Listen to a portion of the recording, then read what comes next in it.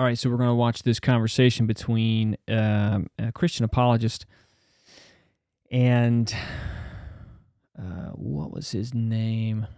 Alex O'Connor. And yeah, so the apologist is Frank Turek, and the atheist out there, I think he considers himself agnostic now, Alex O'Connor.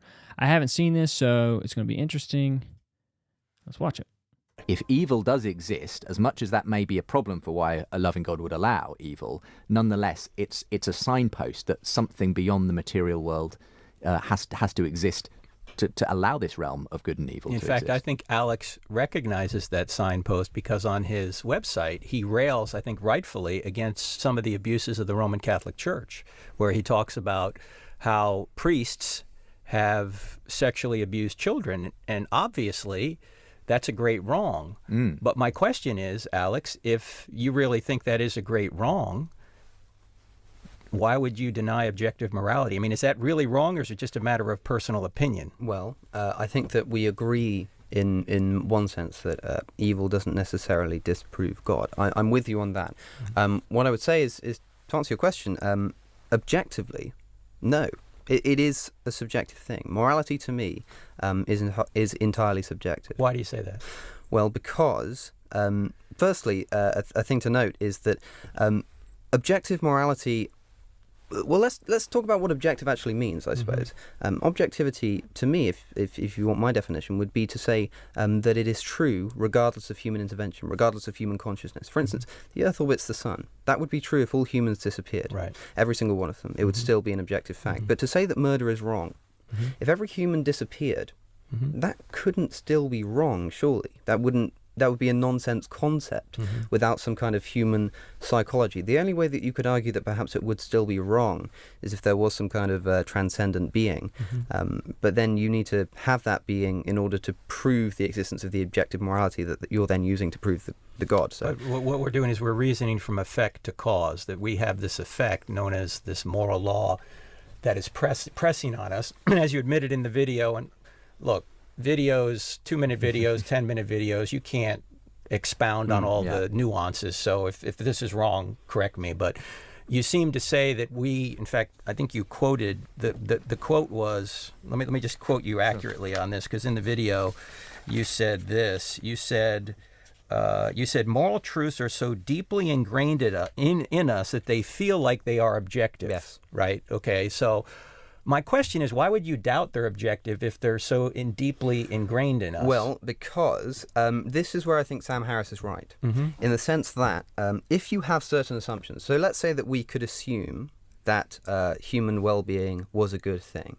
We'll discuss why shortly, but let's say we assumed that. We could then say that it is objectively true that we should act in certain ways, for instance, trying not to murder people. And that would then become an objective morality. Right. So because evolution has instilled within us, through genetics, a drive to stay alive, then we can derive objective moral truths about how we should act in order that complies with this inner nature, which I think has come about through evolution. So even if you don't subscribe to the idea that certain moral actions, such as not killing or not stealing, have come about through evolution, the instinctual nature within us to stay alive causes us to think of those as objective truths. But it's a technicality. So for all intents and purposes, you could say they're objective truths. If you grab 100 people off the street and ask them, is rape wrong? 100 of them will say yes. But that doesn't mean it's objective. I mean, for instance, I put it to you, would you say that chocolate is tasty? Yeah, I would, but that's a subjective... Right, sure. Some people may not like chocolate. It's subjective. Yeah. That's a flavor. So tar can be just as tasty as chocolate. But that's no problem, right? That's no problem whatsoever. So when you say something along the lines of, so morality is subjective. So what Hitler did being wrong was just an opinion. Well, yes, but in the same sense that chocolate tasting as good as tar is an opinion. See, I think when it doesn't make a difference. Well, no, I think it does, because it's much more obvious that, say, sexually abusing children is wrong than atheism's true. Right. So why would you say that atheism's true in order to avoid the obvious conclusion that sexually abusing children is wrong. You already know sexually abusing children is wrong. Now, if you want to use an evolutionary argument, the problem is that undercuts everything you think. Because if everything we think is the product of evolution, the product of the laws of physics or biology or whatever it is, then why should we believe anything we think? Forget about morality for a second. Why should we even believe that atheism is true or that Christianity is true? If we're completely... I'm sorry, I'm suffering from jet lag here. If our thoughts are the result of some random evolutionary process, why should we believe anything we think is true? Well, the first thing is that evolution isn't a random process. But that aside, it's let me put it this way: it's either directed by an outside intelligence or it's not. Sure. Okay. I'll give If you it's not directed by an outside intelligence, then it's random. Yes. So, if it's directed by intelligence, then perhaps God exists. If it's not directed by intelligence, why should we believe anything we think? Because I mean, this is the old argument from against naturalism that people like C.S. Lewis and indeed modern practitioners like Plantinga have put forward, which, as I understand it, is effectively saying if evolution, if effectively it's meant for the propagation of our DNA, it's not aimed at us receiving true beliefs. It's not aimed at us actually. It's not aimed at reasoning. No. And ultimately, you could even go as far as to say that the actual processes of matter in motion, atoms banging into each other, electrochemical processes, those are non-rational. Why would we assume that they produce rational thinking?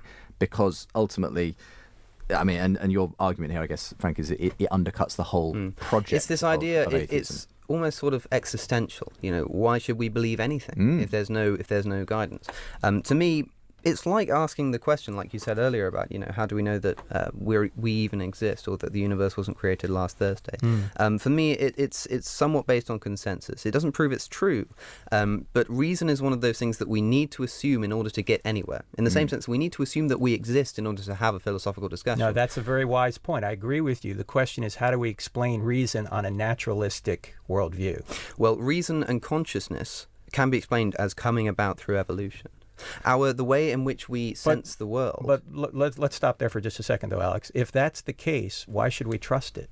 Oh, well, we don't necessarily have to. Again, it's a subjective thing. But every single person... But that would mean reason's subjective. Yes, well, it is. Well, if reason is subjective, then... If reason's not subjective, then how do you and I come to different conclusions, both using reason? Because we have free will. If reason's subjective, we couldn't even communicate. If there weren't these objective, unchanging laws of logic... well, yes, there are objective rules and tenets of reason, but reason itself is subjective in the same way that morality, you can say, under certain assumptions, there are objective truths about morality. If you have a certain assumption about reason, then yes, there are objective tenets. Well, that's what I mean. These immaterial laws of logic that aren't made of molecules, how do we explain those on a naturalistic worldview? How do you mean? How do we explain? Why are there laws of logic? Why are there laws of mathematics? They're a product of consciousness. And laws of mathematics are not a thing in themselves, but rather a way to explain the universe. So the laws of mathematics would not exist without human beings, so they are subjective. But the things that they describe would. Oh, no, hold on. So when you talk about logic, when you talk about reason, these things aren't ends, they're means. They're means to understanding certain things. So we use reason to understand that the Earth goes around the sun. We use the laws of maths to understand how that happens. But you just said the laws of mathematics are human conceptions, basically. Yes, it's a language. All right. Well, let me ask you this. Let's say there were no human beings on the Earth and there were just two rocks on the Earth. Was it true there were just two rocks on the Earth? Well, it depends what you mean by two. I mean, sure, like if in the everyday sense of the word. This is where things get confusing because, for instance, I suppose what you're asking is something similar to the question. I actually really like Alex O'Connor, because what did I just do? He is he's got some really good conversations with people on his podcast recently. But I think this is a very old conversation. So anyways, I like the guy, but you could clearly tell that he went into The more conversations you hear about, atheism and theism, what ends up happening is the atheist or agnostic always divulges or, regresses into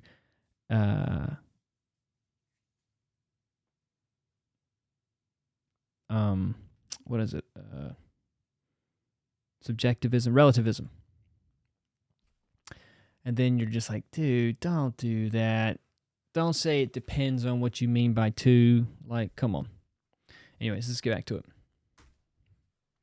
Question of, does 2 + 2 still equal 4 if there are no humans? Mm-hmm. And to me, the case is you have to think about what you're describing when you say 2 + 2. So, for instance, if you're saying if there were 2 rocks and you added 2 more rocks, mm-hmm. would there be 4 rocks? Absolutely. Mm-hmm. But to say that 2 + 2 = 4 is like is a good way to bring in the idea that mathematics is a language, because in the same way that I can say, but it's not an arbitrary language. Well, it is. In fact, language itself is based on mathematics, and that's not arbitrary. I'd say it's absolutely arbitrary. Math is arbitrary? No, math isn't, but the language we use to describe it is. It evolves and changes. Well, yes, but they're referencing objective facts. If we want to call this one book, mm-hmm. There is only one book here. Yes. Okay, that's an objective fact. If we wanted to call it eins, like in Deutsch, that this is one book, okay, that's a different word, but mm-hmm. it's representing the same objective fact. And right. if we're going to say that reasoning is objective, then there's no way we can come to any conclusions about anything. There are different ways, even within the laws of mathematics. Did I say objective or subjective? Yes. I don't recall that. If we're going to say reason is subjective, then there's no way we can come to any conclusions about anything. But that's self-defeating, because when I say that, You're making a truth an claim. Objective, yeah, that truth. You're making a truth claim, an objective truth claim, by saying that reasoning is only subjective. And so that's a logical fallacy. If reason is subjective, then we can't come to any true conclusions about anything. That actually is an objective truth claim. Well, I would say that even with something as objective as maths, mm-hmm. there are subjective ways in which to understand it, the language we use, even though it seems that it wouldn't be the case. For instance, if you want to find the roots of a quadratic equation, you can do it by using the quadratic formula. You can do it by expanding the brackets, and you get to the same answer. But the reason you're using to get there is subjective. So the answer is a fact of nature. It's true. That would still be the answer even if humans didn't exist. But the language we use to get there and the reason that we use to get there wouldn't. Yeah, but the reason is objective, but there's different levels here. You have ontology, which is the study of being. Sure. Okay. You have epistemology, that's how we know the study of being.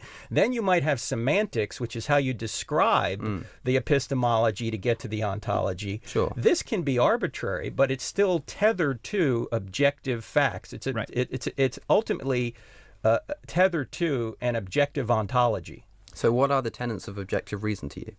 Well, start with the basic laws of logic, that they're... For instance... The law of the excluded middle, things like that. Law of non-contradiction, law of excluded middle, law of inference.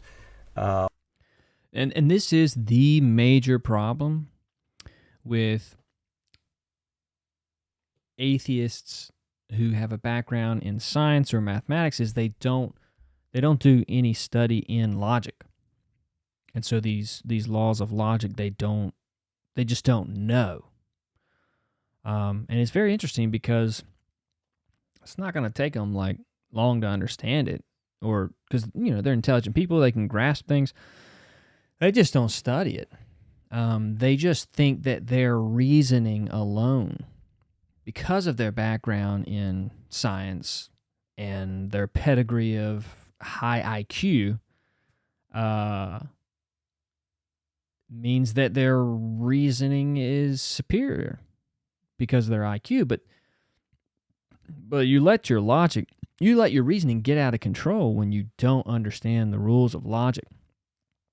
And this comes up in every debate. So it's like, I've seen enough to just realize that, most agnostics or atheists who have that scientific background just don't, that they're skirting around this monster, this elephant in the room called lack of understanding of the rules of logic and philosophical grasping philosophical concepts such as ontology and epistemology. And then it always comes to this, and it's like this like conversation, and then the other person's like, you know what, I'm going over here, and you're like, no, come back here. All right, let's get back to the, and it's like you just, instead of like it being a learning experience for the atheist or agnostic, they just don't. Yeah. Law of identity, those are the essentials of the laws of logic, and you start with those, and then you use your sense perceptions to draw conclusions about the real world using those tools, those objective laws of logic. They're tools, and this is the thing that I see when Yeah, tools. I'm assuming he might go into an explanation on why you can't trust the tools. we're talking about whether reason exists. Reason is a method, and so It helps us in epistemology, but if they weren't tethered ontologically, if they weren't tethered to reality, there'd be no way we could know anything about reality. You're making the claim that this realm exists that we call the laws of logic and so on, and that it really is something that we discover in that sense. Yes. It's an element of the reality we live in. We don't It's not determine something- them, we discover them. Exactly. Yeah. Whereas you're making Right. the case, obviously, Re- Alex, yeah, that reason we, is not something we discover. produce. It's something we invent because it helps us. But to you see, that's an reproduce. objective truth claim right there. Right. That's why it's self-defeating. Alex is saying it's objectively true that reason is subjective. And the same applies to the moral argument as well, which is you're saying there's this realm of real right and wrong, good and evil, and you're saying no, these are just concepts we invent. We don't discover them, but we invent them. And I know many people whose journey to belief in God has been based on the fact that they came to the view that there really is a realm of right and wrong that I discover. I no longer believe that it's all subjective. And obviously others who take your view as well, Alex. I mean, fundamentally, is that where we just come to an impasse where you say, Frank, there is real realms of, these objective laws of logic, and there's real realm of good and evil, and you just say, no, in my opinion, it can all be explained as a subjective. Because ultimately, I believe in objective moral good and evil, because for me, I see that. Well, that's what I was saying, where you come to that impasse where, you're leading towards this ultimate mutual acceptance of objective truth, and then it gets squirrely. So, and most if you just started most conversations with, do you believe that objective truth exists? Yes or no? Then you can, do away with a lot of conversation, because it's going to end there. As bit like I see racism is wrong is the same as 1 + 1 = 2.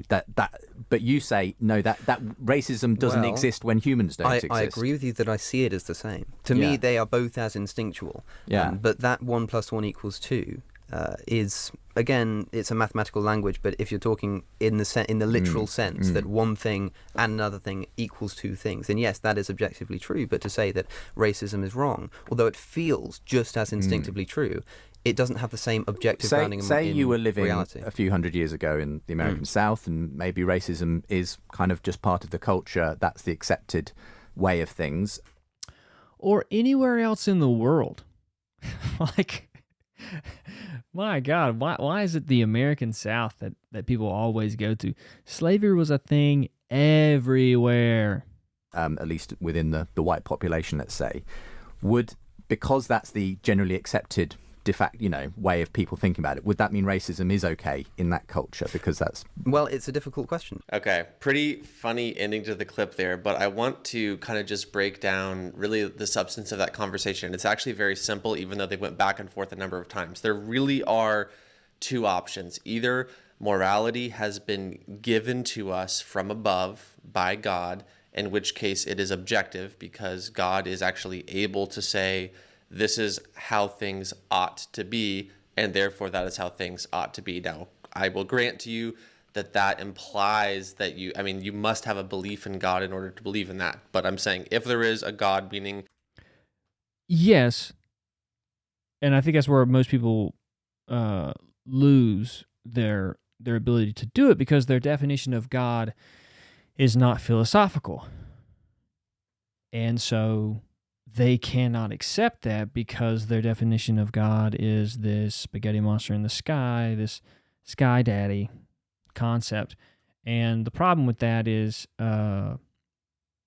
more theists should be able to explain that that is not the God that they're talking about when they say they believe in God. And they should be able to explain it philosophically, so that they can understand what they really mean by God. An ultimate source of reality, of truth, of goodness, of beauty, of the universe itself, then he can say 2 + 2 = 4, and it is. And he can say that murder is wrong, and it is. Or, so that's the top-down method of morality, which is the objective moral understanding. Or morality has kind of evolved from the bottom up, and society has decided that murder is wrong. Society has decided A, B, and C. But if it is just from the bottom up, then it will always be subjective. You can't have something that is just a byproduct of time and matter and chance and biology and utility and Darwinian theory and all these things. It can't be a product of evolution in a sense, in a materialistic model, and be objective. So either morality is objective and it is given to us by God from above, or it is subjective and it has arisen from the bottom up. The problem is this: we all know deep down that morality is not subjective. We know that there are things that are absolutely wrong. These things are wrong not just because the majority of people agree that they're wrong, but they're implicitly wrong. And we know this in the same way that 2 + 2 = 4, whether or not a particular society agrees. If there's a society that says that it's 3 and a society that says that it's 5, it's still 4. It's objectively 4. It's ultimately 4. And this is the same thing with morality. If Hitler took over the world and convinced the majority of people that Jews are animals, and if everybody came to agree on that they have no value, that they don't have human rights, and that the Holocaust is a morally justifiable event in history, it would still be a heinous evil, even if 100% of people were convinced to the contrary. So morality is objective, and we know this at the deepest level.